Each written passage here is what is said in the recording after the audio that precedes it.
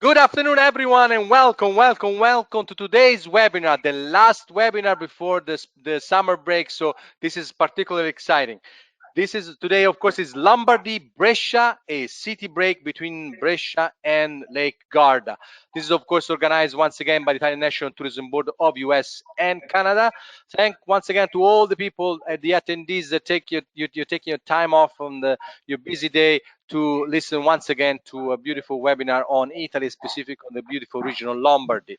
Thanks to our US friends, of course, also the Canadian one, and our friend from down south, Mexico and Puerto Rico. Thank you very much, and we hope you will enjoy. Now, this is the third of a multi-part webinars on the beautiful region of Lombardy. We went through several cities. Today is the turn of beautiful Brescia and the Lake Garda, which I believe will offer you a lot of new information and itineraries. Now, I want to start with a face that now should be known because it's the third time around already in this webinar. We want to thank her for being here. She's the project manager at Explora. Marta Zandona, welcome. Thank you for being with us. Thank Ciao, you, Marta. Also, we have two great testimonials today from the area. I will start with the social media manager and for the tourist department of the city of Brescia, Armando Pedersoli. Ciao, Armando. Ciao, hello everyone. Thank you for being with us. And finally, the manager and owner of Isola, I say, of an entire island, the Isola del Garda, we have Alberta Cavazza. Ciao, Alberta. Ciao, hello to everyone. Perfect. So we have now sort of laid out, you know who you're seeing right now. So I'll pass on the mic to Marta. Marta, so we talked about Bergamo, we talked about Cremona. So now a next chapter is this beautiful city of Brescia and the Lake Garda. Why people should come there? Why should they consider it? Thank you very much, and take it away. Ciao. Thanks to you and thanks to the Italian National Tourist Board for this opportunity. Unfortunately, it's the last webinar before your vacation. We can understand that you need it, but I hope that there will be opportunity in the future to present other destinations because Lombardy is really a region to discover. Today, we are going to let you discover Brescia, that, as you can see, is a sort of summary of the entire region because it includes all aspects and all wonders of the region. Just before discovering better Brescia, its wonderful surroundings, and Garda Lake, I will use just a few minutes to introduce Lombardy and to let you discover where Lombardy is for people who doesn't know already. Thank you for the presentation. Well, Lombardy is located, we can go to the first slide, thank you. Lombardy is located in the northern part of Italy, is one of the biggest region, is the most populated, and it's a region that can offer a lot of variety in terms of touristic offer. It has well connected with the rest of the world thanks to 3 international airports located in the region, and moreover, Milan, that is the capital of the region, is considered to be one of the principal European hub for high-speed train. Moreover, you have to consider that the region is not so big compared to American distances. So, for example, all cities are really close one to each other. Brescia, for example, is more or less 1 hour from Milan, and in 40 minutes you can reach from Brescia Iseo Lake, you can reach Garda Lake, you can reach Cremona, you can arrive almost everywhere in the region. So Lombardy is a wonderful starting point to discover Italy, and of course Brescia is a wonderful starting point to discover the region. You can choose Brescia as to organize your overnight stays and then move from there for day trip. You can go to the next slide. I just told you that Milan is the capital of the region, but as you probably know, Milan is also the international capital of fashion and design. Lombardy is much more, because Lombardy is also the region of big lakes. We have 4 major lakes and a lot of little ones. It's also the region of Alps and nature and outdoor activities with over 70 high altitude destinations, 24 regional parks and 1 national parks, and more or less more than 2,500 kilometers of cycling path.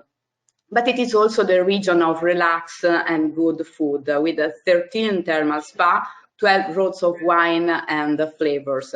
Talking about Brescia, you will discover very soon with Armando that Brescia is the land of Franciacorta, that is one of the most famous sparkling wines we have in Italy.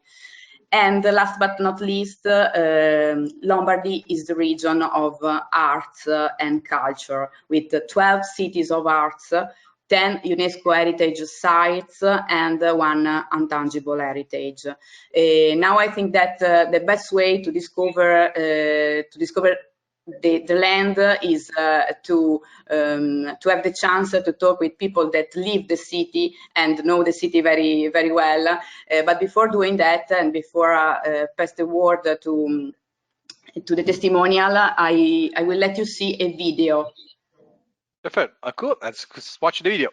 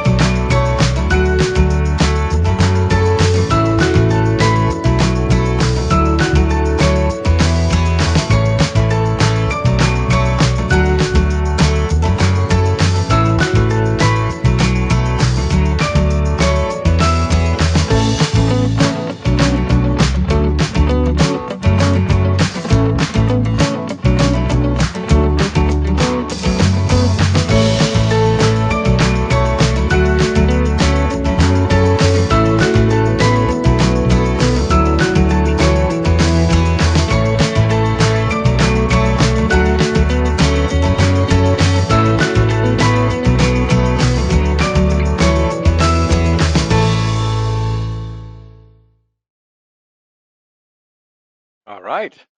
So let's set the mood right. So thank you very much, Marta. And I'm sure that we're going to have a few questions for you. But now let's get to the testimonials of the day. Of course, today is, as I said, Brescia and Lago di Garda. So if Alberto has in mind, we'll start with the city of Brescia, with the title name. And of course, we have a great testimony from the area, which again is Armando. Armando, ciao.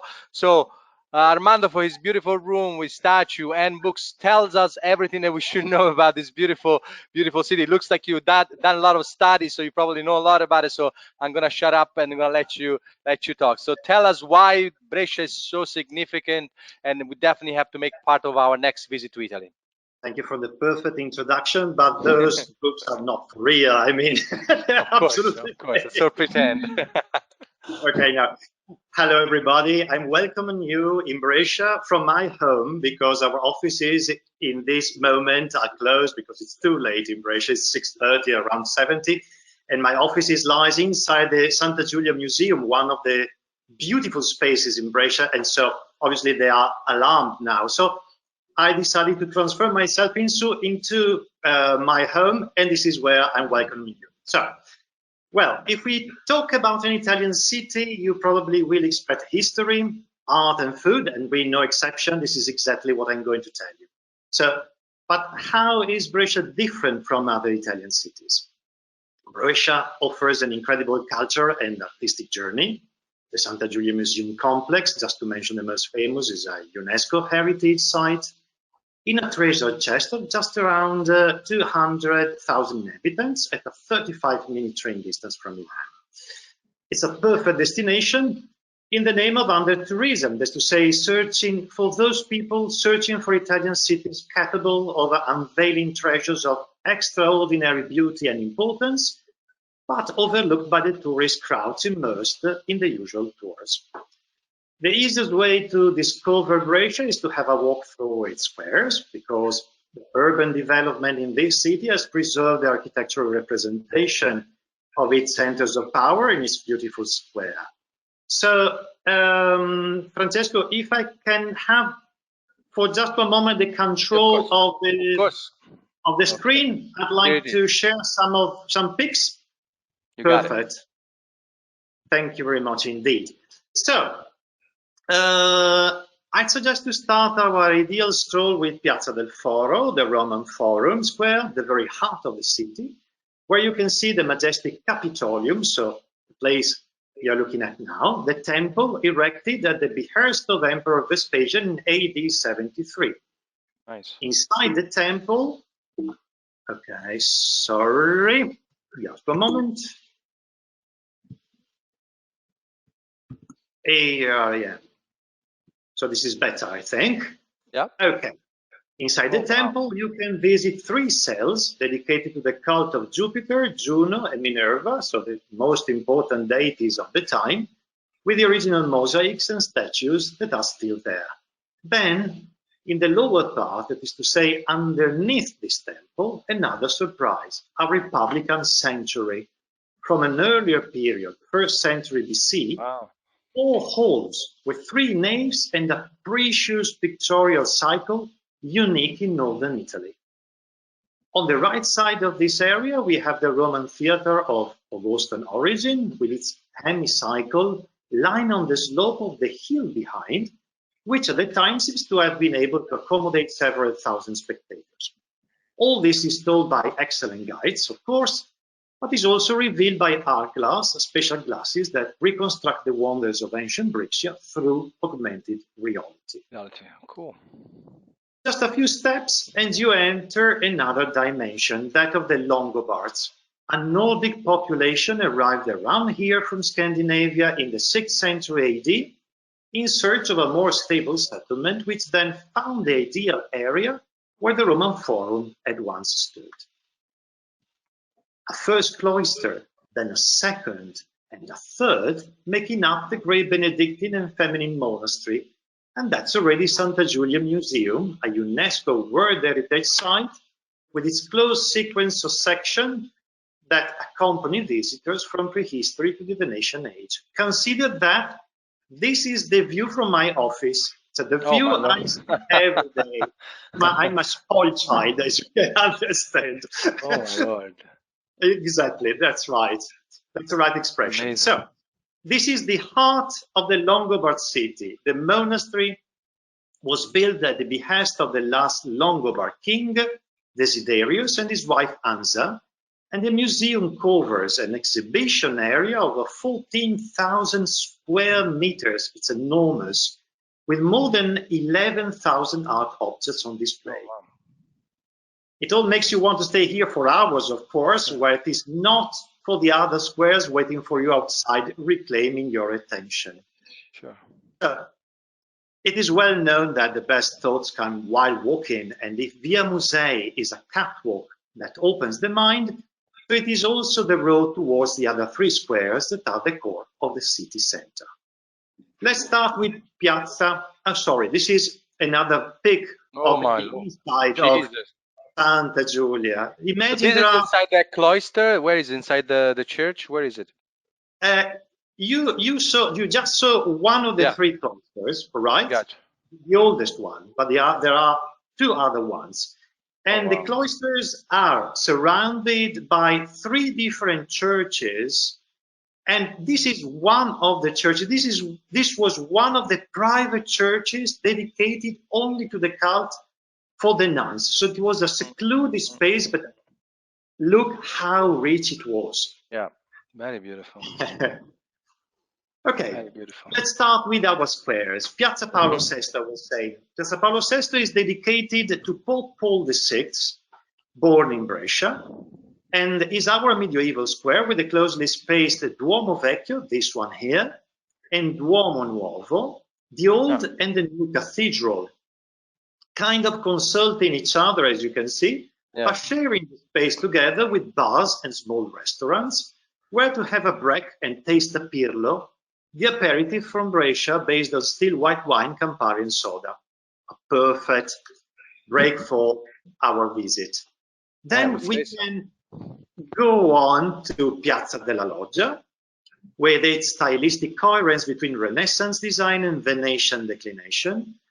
It's a true open-air living room, as you can see, and probably the most elegant square in Brescia, with the Loggia Palace on the main spot, so the one you see at the very back of our pic, among the others, that is that was designed by, among the others, by the famous architect Palladio.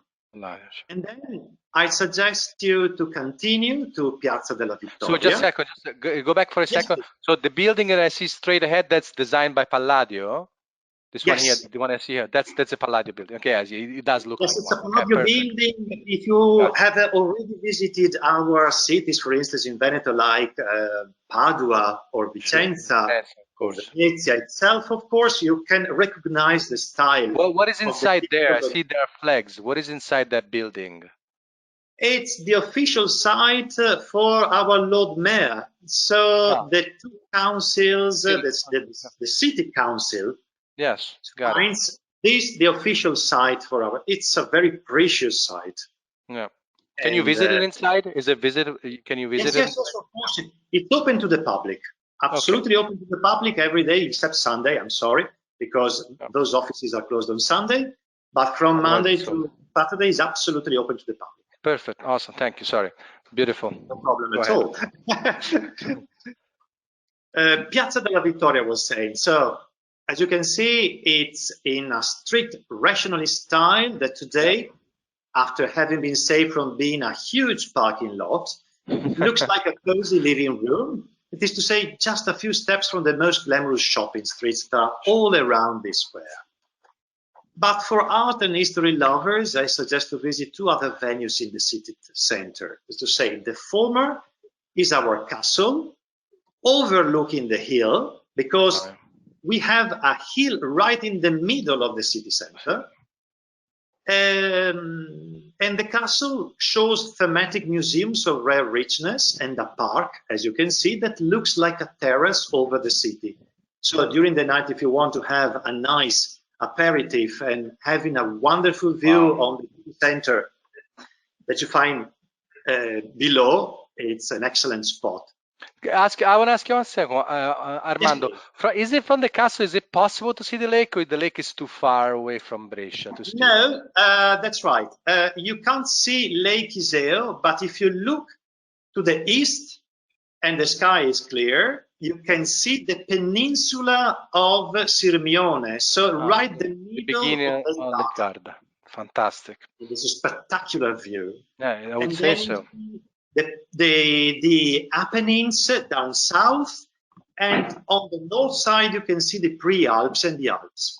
Oh wow, that sounds quite a sight. So up there, it's a museum mainly, or there are restaurants or things of that nature? Inside you have two museums. One is dedicated to a specific historical movement and historical moment in Italy. Probably our guests don't know to say. It's called Risorgimento, and it dates back to the very beginning of 19th century. Of course. The other one is a wonderful collection of antique weapons, because Brescia is famous for the making of weapons. Probably some of you remember the Beretta guns. Sure, of course. Beretta is a Brescian factory. You know that. Perfect.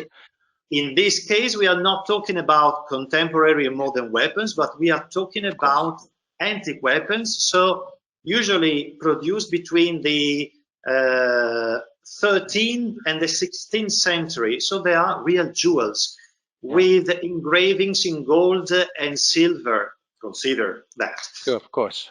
Wow, fantastic! Thank you. So, but there is no rest. You can basically have a meal there. That's what I'm getting at. There's no restaurant or anything like that. During the summertime, not in winter, because you know it snows, so it's not very nice to stay in the open air. But during the summer, yes, you find concerts. You find you can have a look at cinema in the open air. You have food trucks every night. So you can it's one of them. It's one of the favorite spots for Brescian people. Fantastic, thank you. Yes.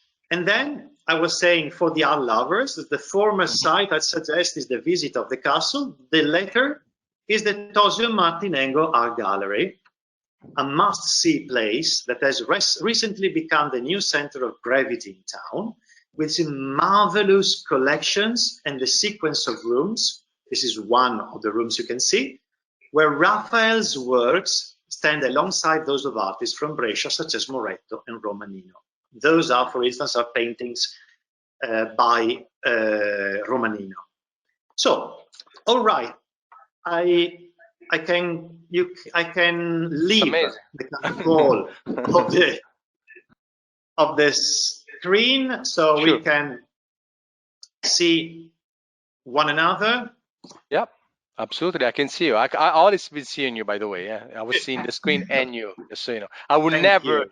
dare to you know to take you away. So go ahead. Thank you. So, all right. So this is the essential for what refers to our heritage. But new artistic paths announce a new cultural spring for the city. For instance, the poorest and most decentralized areas have been completely revitalized also thanks to street art interventions. So we have the Carmine district, a formerly bad neighborhood, now is populated by emerging artists and trendy clubs, maintaining its popular character. So with recovered neighborhoods, former industrial structures converted into art galleries, new trendy venues, and an ultra-modern subway, in Brescia tomorrow is today. We can say that. The metamorphosis takes place near the heart of the city and the places that matter. So here, the old court, for instance, turned into a great incubator of startups and new opportunities. So Palazzo Martinengo Coleoni hosts MoCA, a center of innovation and crossroads of talents in the world of graphics, digital technology, and communication. There is Makov, a space for reflection and research on Italian photography, and also the residence laboratory IDRA, available to authors and performers in the fields of theatre and music. Moreover, the City Council decided to transform the beautiful deconsecrated Church of St. Philip's and James into Carme, a surprising art exhibition center, a Kunsthalle, we say in Europe, not only an exhibition hall, but also a meeting point for associations, artists, performers, and event organizers. So as you can easily understand, for us the past is not archived, but rethought and updated as it happened in the former railway warehouse. The three entrepreneurs have transformed into area docks, another beautiful example, a new urban village for shopping and glamour, recently chosen also by the Californian artist, street artist Colette Miller, creator of the Global Angel Wing project, as the only place in Italy where to paint her famous wings that stand out on walls all over the world. Awesome.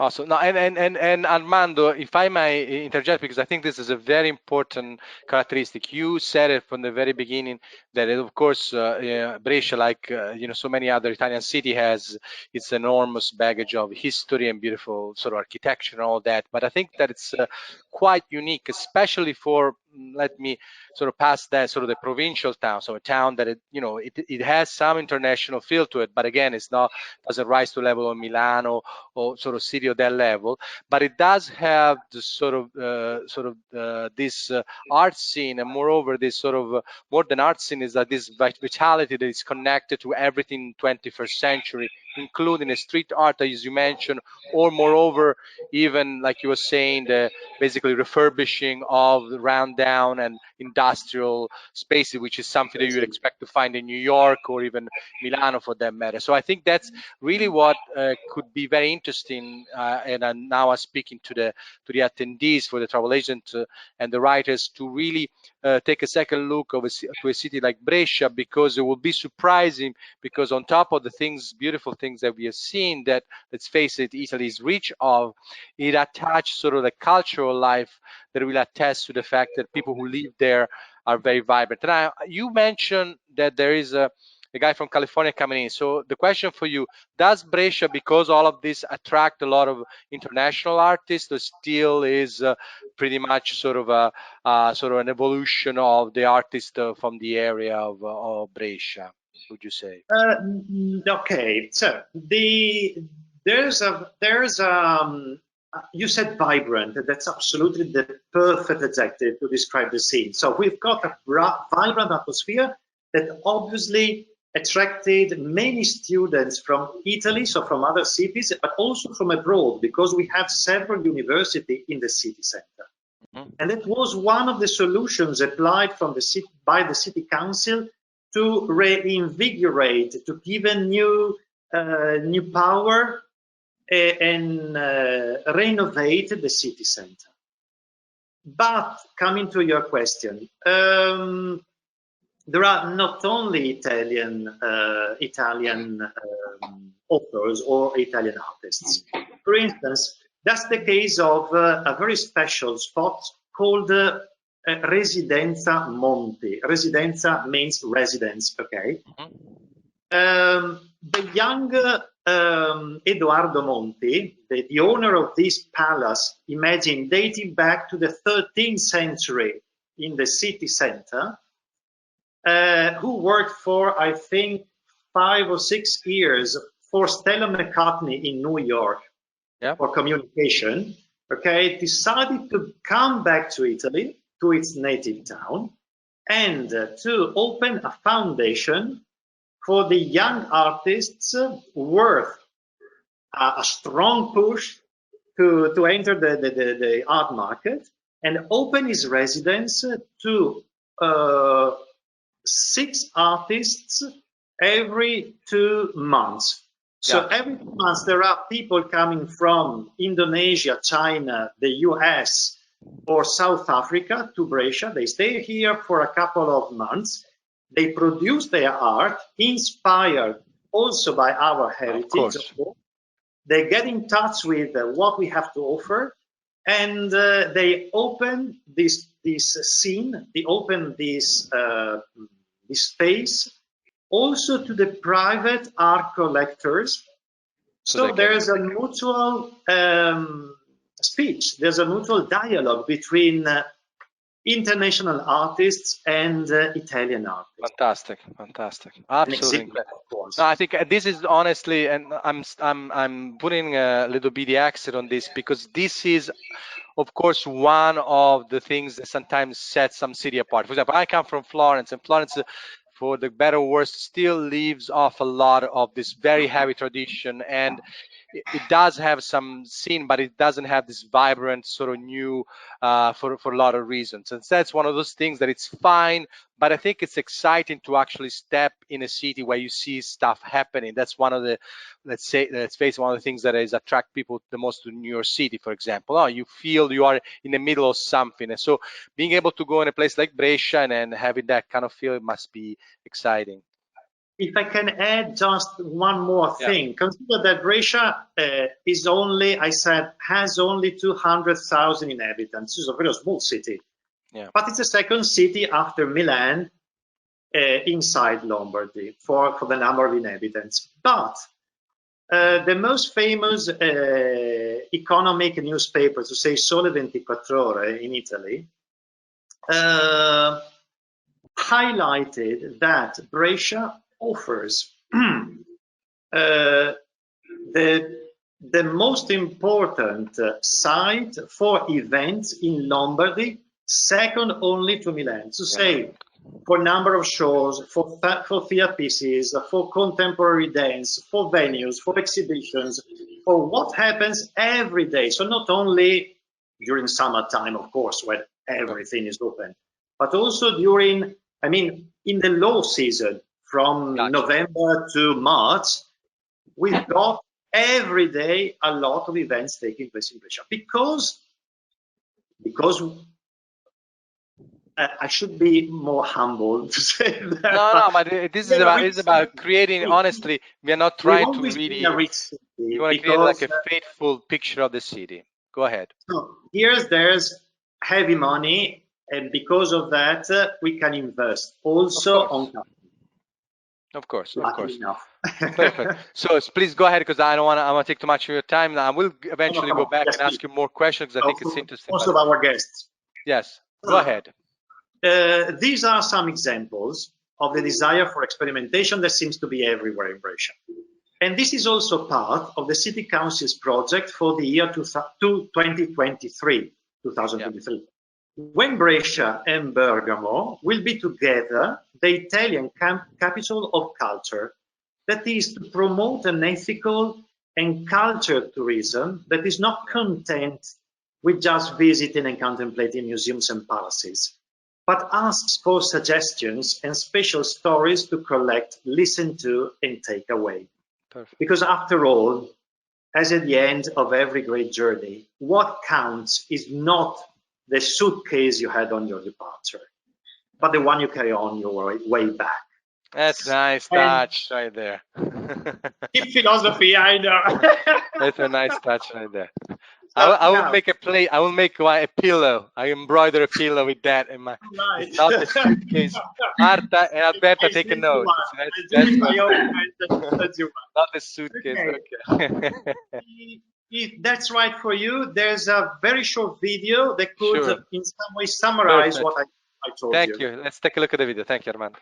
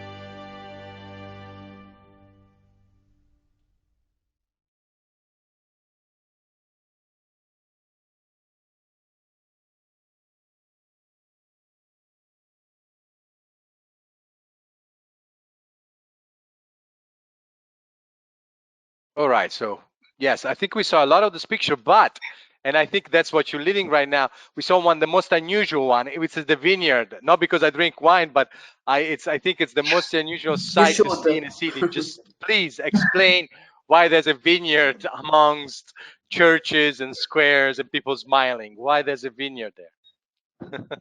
Um, it's a very important feature for us. This is to say, on the north side of the castle, there's the largest urban vineyard in Europe. The second one is in Paris. I think the third one is around Vienna, but we've got the first one. And there's a special grape cultivated over there. It's called Invernenga.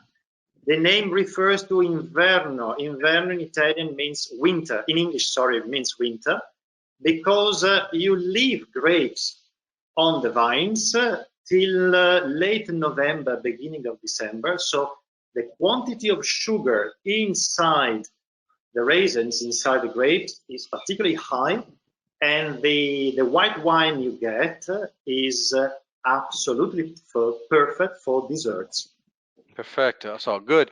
So Armando, if it's okay with you, I'll go to Alberta, then I'll come back to you. We'll talk about sort of the food stuff. But I'm eager to talk to Alberta because I think following this idea of really showing you something that you didn't expect to find. I think Alberta probably can tell us something that's extremely unusual because she she was born and raised in the area. She lives most of her life in an island in the middle of the Lake Garda, who belonged to her family since a few years. And right now she will be talking about that experience and of course, the surrounding area. So Alberta, thank you very much for being with us.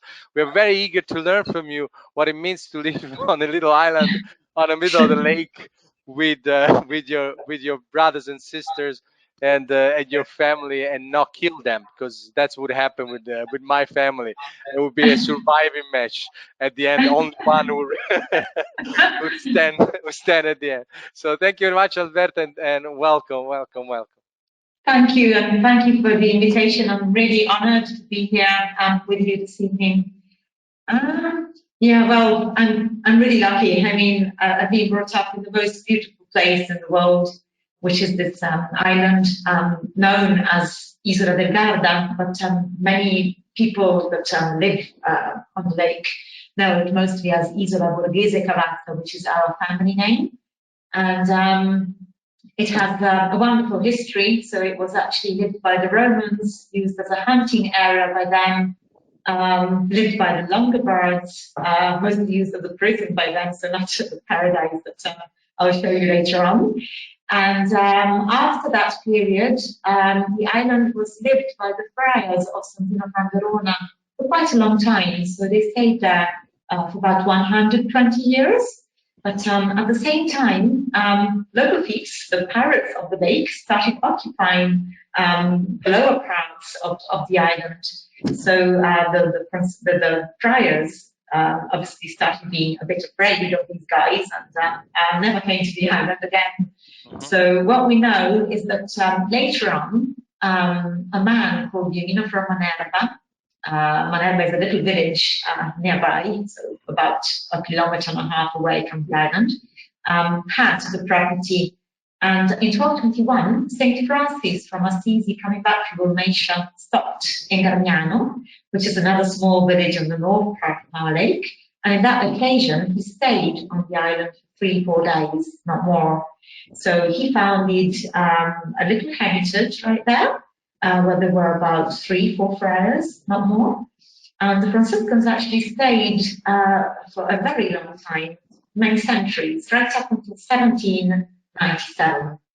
Obviously, we don't know much of that period in between 1221 and 1440, but we've got descriptions of the pilgrims that actually passed by after 1440, when St. Bernardino from Siena actually opened up a philosophy and theology school right there. So the school became quite famous thanks to a good teacher who came from Brescia, and his name was Padre Licheto. So he stayed there for quite a long time, and at a certain point when he left, the level of the school changed. But when he was there, many novices used to come over from all over Europe to follow his lessons. So quite an important place. And unfortunately, after 1510, things didn't go that well for the Franciscans on the island. So the Venetian Republic later on also started putting pressure on them. The island became that interesting strategic point in the middle of the lake. The school was closed, and they managed to keep going until 1797. and that is the year when Napoleon Bonaparte will pass, coming back from Venice The old towards Milan. Napoleon. The old So, Napoleon. The monastery went in bits and pieces, and from 1801 onwards, the island will pass to different families. The most important family that actually did something with the property was the Lecchi family from Brescia. So two brothers who were generals for Napoleon before buying the place. And they did a wonderful job. They actually built the first villa on the ruins of the old monastery. They introduced terraces where they had many, many lemon trees. And Lake Gard was famous with lemon trees in the past, especially the north part of the lake. So still nowadays, you can actually visit these beautiful structures, which we call Monaggio del Garda. And it's really, really beautiful, and it does deserve a look. Anyway, coming back to us, the Lecchi brothers also did a lot with the park. They created a lovely garden on the island. They also built up little grotte, so artificial caves.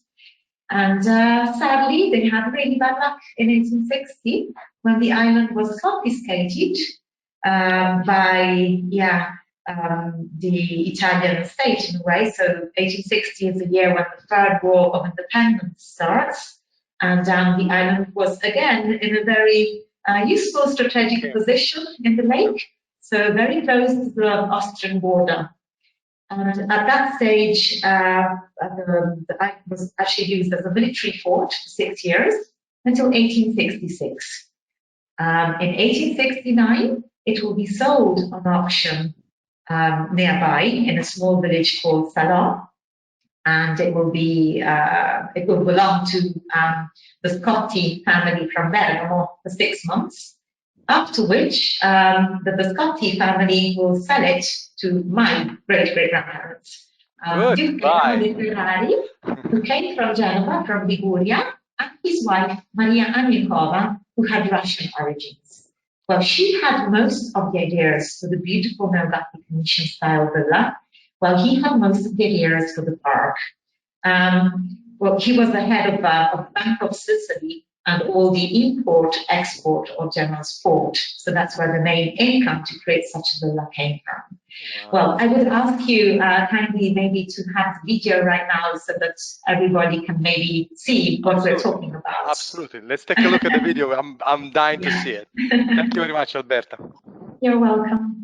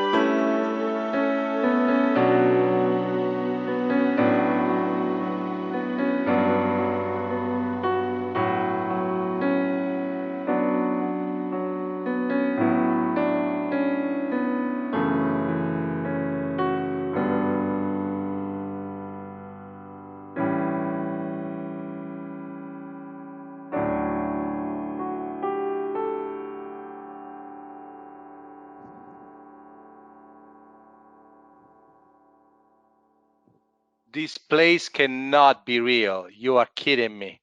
Alberta, you are kidding me. This is most extraordinary. How I've never seen this place. It's crazy. Congratulations. Absolutely. It's a dream. It's fantastic. I mean, it cannot use so many. I don't know if the other two are with me on this, but this is, I mean, it takes your breath Yeah, away. it's amazing. You fall in love with this place. Unbelievable. I mean, and honestly, and I think this is what some of the things we will be discussing is you can already see some very unusual plants. There's palm trees in the Yeah, north of Italy. It's the that's most right. unusual.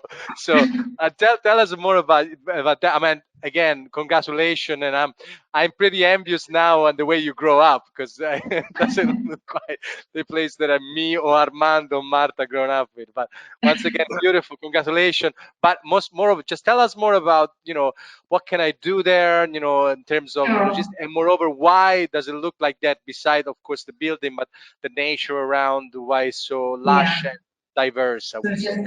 just a step back after the video. Sure. Obviously, this lovely villa was built thanks to our great grandparents, and they had the help of a very well-known architect called Luigi Robelli, who came on purpose from Genoa to design this villa for them. So quite unique in this Neo-Gothic Venetian style. It reminds a lot of the Doge Palace and the Cadoro. Yeah. And yeah, it was built as a summer villa. And the property then passed from father to son to our father in the 1960s.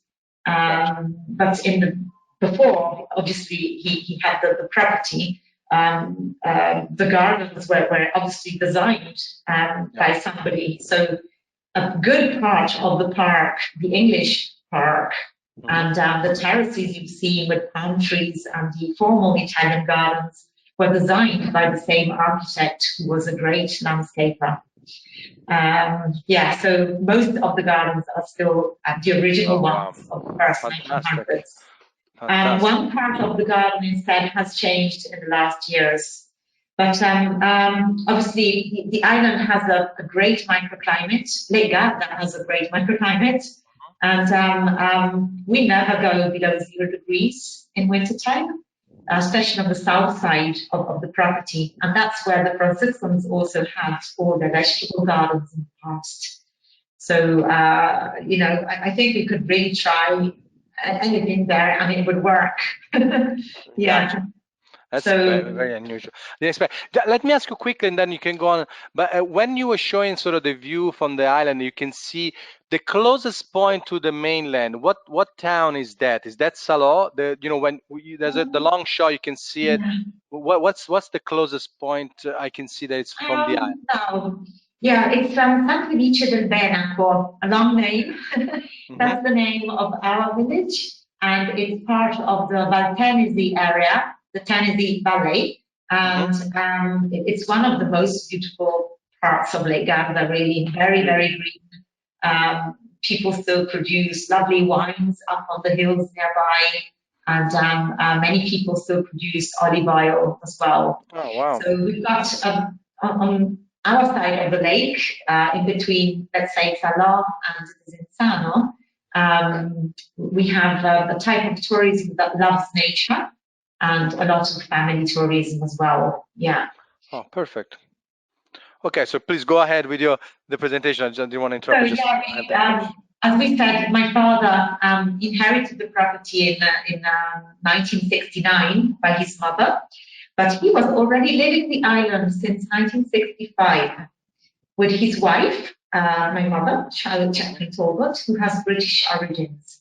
So Charlotte was actually brought up in England, in Staffordshire, and she had 7 children. So I am one of 7, the 5th. And we had a great childhood on the island, as you can imagine. Yeah. But sadly, our father passed away really young when he was 45 years old in 1981.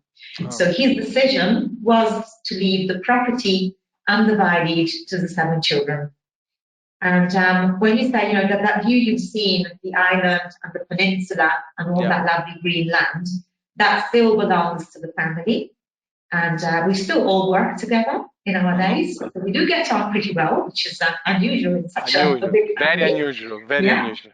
And we run a big campsite, a farm where we produce olive oil, a small bed and breakfast, a riding school, and a marina. Oh, wow. Yeah, but that's how it works. That's why the island is still a home, not a five-star hotel, not a casino.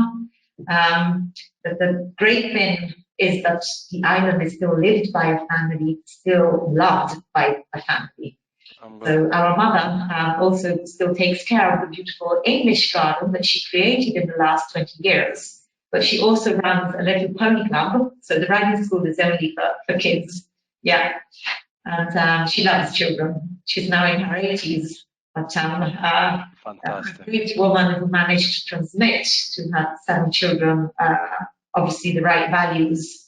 And we all love nature. And obviously, we're very fond of each other. So Alberta, describe for me, again, I'm an agent and I decide to send you maybe a family there, somehow they connect with you. So what they expect? So somehow they get to which city, they get on some sort of motorboat, or they get there. What can you describe to me so the experience, so people can understand on that sense what it is that they can do on the island? So yeah, we opened up in 2001 to guided tours, obviously to also manage to keep up with the property, because it needed a lot in those years. In our days, it's really fantastic, and we got to a really good stage. There's still a lot to do, but obviously I'm really enthusiastic of what we've been doing in the last 20 years. In our days, we have different tours. And you can leave to reach the island from different ports of Lake Garda on the whole lake. So Lombardy, Veneto as well. And in different days, you get a boat from Salò rather than Gattone. In other days from Simeone, which is also beautiful. So if you'll ever come back or you'll ever visit the lake, Simeone really deserves a look. And we've got different timings and a package really, which includes the boat service, a guided tour in different languages. So we normally offer English, Italian, and German, on request French and Russian, also Spanish in case. And the tour lasts about 2 hours and 15 minutes. So normally they arrive at the port and we welcome them right there. We tell them about the history of the island while we walk through the gardens. And you've seen we've got many lovely terraces. So we start off with the English garden, we get to the exotic garden with the palm trees. We visit the grotte, then we pass to the formal Italian garden, and also visit a couple of rooms of the villa. Obviously, only a couple, because the villa is actually lived by the family. So we opened up a part of it, yeah. And this lasts about an hour, and we then have a nice break in a really stunning terrace where we've got wonderful views on the south side of the lake on Simeone. And that's where our guests can taste our olive oil, local wine, and have a little rest and enjoy the views. Wow. Then they leave that area, they go back to the port, and they have about 40 minutes of freedom to have a look around at the English park. The park. Wow. Yeah. That sounds like a beautiful break, especially. And again, now, Alberta, I'm talking, thinking how an agent or tour operator might think in terms of, offering a full day. This is one of those like great break into sort of an intense sort of tours, where you actually take an afternoon off or a morning off and just have the chance to relax, but also to really appreciate the lake itself on top of the beautiful island. Because I feel that once you stand on one of those balcony, the view around you can really take in the lake. Because I remember even when we had the Lake Como webinars, a lot of comments were how beautiful is the lake from the actual lake. So be on a boat or be on an island really allow you to take in the beauty of the surrounding.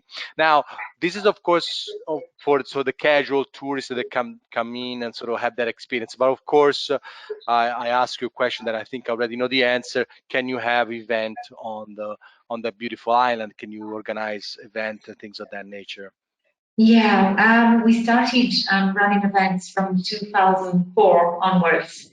So we normally do weddings, also big weddings. So when I say a little wedding, it's around 20, 50 guests, and otherwise we go up to 150 guests. Most of our clients are foreigners, so we do have a lot of German tourism on Lake Garda, but also many English coming as well. Yeah. Fantastic. So yeah, so it has a multifaceted. But I think it's fascinating, the way you were describing the fact how being growing up like there, just really, have this unusual upbringing that I think is so maybe touched lightly upon about sort of waking up in the morning, just taking a boat to school and getting there soaking wet. Just sometimes that's what happened. I mean, I urge some of our listeners to also really start understanding that a destination like Garda, that again has been on the map for quite some time, can offer also this extraordinary opportunity. And as also Alberta was mentioning, beautiful destination of Desenzano Sirmione for that matter, and also the sort of this limonaie, so the lemon tree sort of culture that stands to make really this a very unique sort of visit. Can you expand a little bit more on this tradition on the lemon trees and the limonaie for people that don't know about it more? Why or where you find them? And let me ask you, is that sort of in the video that we saw, sort of those little windows, that's where you keep the lemon trees in winter? Is that what they are? No, oh, I get that wrong. No, I know the history of the island. I don't know much about the limonaie of Gagnano, really. Perfect. But I've seen them and I've been there. What I know is that that maybe Armando, maybe you know something more than me. I'm not sure. But what I know, correct me if it's wrong, is that apparently the first lemon tree was introduced by Saint Francis when he came back from Dalmatia. And that's when the tradition of lemons actually started in Gagnano, Limone, and the higher north part of the lake. Yeah, cool. And they find the right climate, like you were saying. Yeah, go ahead, sorry. Yeah, we've got old photos of the first 1900s, also of other villages like Maderno. Tuscolano Maderno is another beautiful place to visit. There's a lovely valley and park. There's a museum about paper as well. And actually, the Franciscans of the island obviously printed books as well for themselves, and they had the help of the guys that were there in those centuries as well. Anyway, it was full of lemon trees everywhere on that side of the lake. But obviously, in the last years, tourism took over. Even San Felice was a village of farmers. I remember as a little girl that we used to have also cows for milk in the buildings we had on the peninsula. That's the start today and part of the campsite. So the lake has changed a lot in between 1960 and now. We used to have many vineyards straight on the lake. Now we've got olive trees, but obviously tourism took over. Yeah. Gotcha. Got it. Perfect. Thank you. That's awesome. Do you know if they do anything similar to, like, there's a tradition similar that you have in the Amalfi Coast, if they make some sort of liquor out of it, or if they do something with those lemon? Armando seems to say yes. Is that true? Yes, limoncello is produced in the northwestern part of Lake Garda. Okay. Excellent. Absolutely excellent. Is it better or worse? Not in large quantities because it's very precious, but anyway, it's an excellent beverage. So limoncello in the north of Italy. That's the most dangerous. So Alberta, I want to thank you. Then we're definitely gonna get back to you, but I mean, like, it's once again your specific tale. So the history, of course, your family and the place, which is absolutely magical. I mean, it stands to be one of the things that shouldn't be missed if anybody's ever around the Lake Garda. Now, Armando, I want to go back to you for a second, because I think now we talk about the limoncello, but I think we want to complete the journey around Brescia and talk about food and sort of the things that makes makes it, once again three-dimensional to all the listener about the tradition and things that sort of stick out, or at least they are memorable of a visit to Brescia. So tell us a little bit more about the food scene and what it's what the city Well, I don't offers. know if your attendees had already had lunch, because the time probably. No, we haven't yet. We are waiting for you to Yes, finish. okay, so we are talking about food. Okay, for Italians, food is obviously part of our culture, but it's also mouth-watering. This is what I want you to do now. So, Yeah. from water, the lakes and lands, vineyards and woods, Brescia cuisine is delicious, varied, ancient, and current at the same time. So, the success of Brescia cuisine is made up of many things, because we've got 18 products with protected designation of origin, 15 different types of wine, but also 3 wine and flavors routes. So on Lake Garda, in Franciacorta, where the most important Italian white sparkling wine is produced, and on the Lombardy Hills.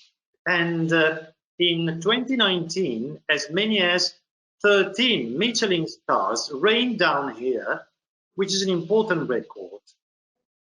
A province capital that, together with Bergamo, Cremona, and Mantua, showcases East Lombardy, a project created to enhance and promote local food cultures, that in 2017, so 3 years ago, not surprisingly, has been recognized as a European region of gastronomy. So we've got something to boast about, food. Before leaving the food subject, I'd like to briefly highlight 2 other peculiarities. Sure, of course. So, the former we have already seen, to say our castle, because inside you have, as I told you before, the largest urban vineyard in Europe on a series of terraces for Inverness. And it is used to make fruity white wines. And the latter is that in Calvisano, so a small locality some kilometers south from Brescia, there is a beautiful example of integration between industry, fish breeding, and agriculture. So the residual heat from steel production, in this case, is used to optimize sturgeon breeding in a plant that blends perfectly into its surroundings, and that now produces over 30 tons of caviar per year. So we are exporting caviar of excellent quality also to Russia. Unbelievable, isn't it? Yeah, you never stop learning, because now I know that around in the north of Italy somehow they produce limoncello, and guess what? Also caviar, which honestly I would have lost that bet thousands of times. We've got Incredible. gray and black caviar as well. Perfect. Fantastic. I mean, incredible. So if you have anything to add, please do so. Armando. So it's true, because when we talk about Brescia, we do not refer only to the city in this case, Sure. but also to its territory, so which covers one of the largest provinces in Italy. From the gentle hills of Franciacorta to the most famous area for sparkling white wine, to the blue waters of our lakes, to say you saw Lake Garda, but we've got also Lake Iseo and Lake Idro, up to the parts that are altitude on the massifs of the Alps at the border with Trentino region, or down the rich and thriving Po Plain at the border with Cremona and Mantua. So such a variety of landscapes make the city of Brescia and its territory excellent for food production, of course, but is also an excellent starting point for several excursions, as you may understand. Yeah. So all of them comfortably connected also through public transports, and if you like active sports, sailing on the lakes, biking in the middle of the Franciacorta vine rows, or in the small hills around Lake Garda, skiing between Tonale and Ponte di Legno, also during summertime on the glacier. And the spectacle of Brescia landscapes can be tasted also this way. And then you can recharge your batteries at the thermal baths. Talking about the 3 lakes available, the province of Brescia is a paradise for water sports and amazing views like the superb one offered by Isola del Garda that we enjoyed. Yeah, we all know that we all know we're gonna go next. That's when I go do my physical activities, swimming to Isola del Garda. Even if I'm not invited, I'm still gonna get there. So, so Mind you, the guard dogs. perfect. So I think that unfortunately we took a little bit more extra time, but I think it was necessary. I was personally very surprised, and I want to thank you personally because I thought a little bit about this area, but once again I was proven wrong. And as my wife remind me every day that I am wrong, so I have to listen and not talk. and that's that's why I'm married 22 years. So I want to thank all of you. Thank you so very much. Unfortunately, we ran out of time. We don't have time for the questions. I'm sure they have hundreds of it. But thank you, Alberta. Thank you, Armando. Of course, thank you, Marta, once again to bring this magnificent sort of new itineraries. I think there's a lot, and I need to talk to the attendees. I'll take an extra minute because once again, as we said a few times, it's the last one before September's. We will come back in September, I believe, with the region of Veneto. But I will take your extra time, take a look at the videos. You will have all the content of the people listening. They were the testimonial here today. So if you have extra questions, I'm sure they'll be happy to answer to you. Otherwise, you can ask us more information. As usual, at the end of the webinar, we will send you a survey email. Give us a sense about what you saw today. Again, if you have questions, so if you want more materials, we'll be happy to provide you with those information if you want to make any change. And moreover, if you have specifically today, if you have requests for new places that you haven't heard of in Lombardy or anywhere else in Italy, let us know because we are going out right now to try to find the next seminars or webinars so that we can give you more and more information. Lastly, a lot of people have been working on this, and so I'm extremely excited to also thank all the team from the tourism board that has sort of helped us through these 2.5 months of webinars. Of course, from the Toronto office, Salvatore and Sabrina, from the Los Angeles office of Fabrizio and Emanuela, from my New York office, Caterina, Cosmo, and Marzia. Thank you very much. I'll see you in September. Bye. Ciao, ciao. Grazie, Alberta. Ciao, Marta. Thank ciao, you. Bye. Ciao, ciao.